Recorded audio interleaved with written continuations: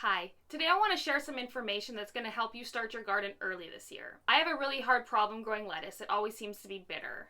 And if you put your tomato plants out too early, they will be killed by the frost.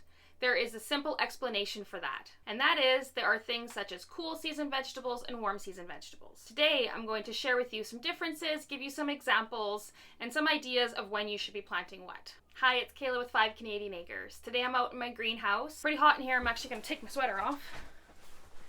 It is currently +3 outside, and in my greenhouse it's 20, unheated.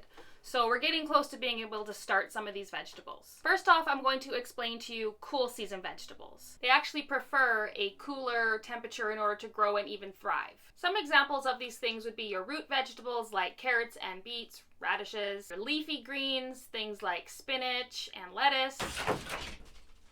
Okay, that would be a cat.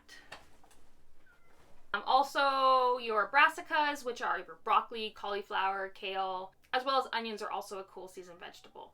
Okay, cat. You want in, Brow Brow? Let's go say hi to the camera. See? Here is the culprit. Yankee. Hey? Every acreage and farm needs a cat. Right? Right? Okay. Quit meowing. So basically, your cool season vegetables are things where we eat the root of the plant or the leaf of the plant. Now, your warm season vegetables like and need the heat in order to grow, germinate, and thrive. Any sort of cool temperatures can slow their growth and even kill them. These are things like tomatoes, peppers, eggplant, any of your melons, watermelons, squash, winter squash, summer squash. Your warm season vegetables are things where we eat the flower or the fruit that comes from the flower of the plant.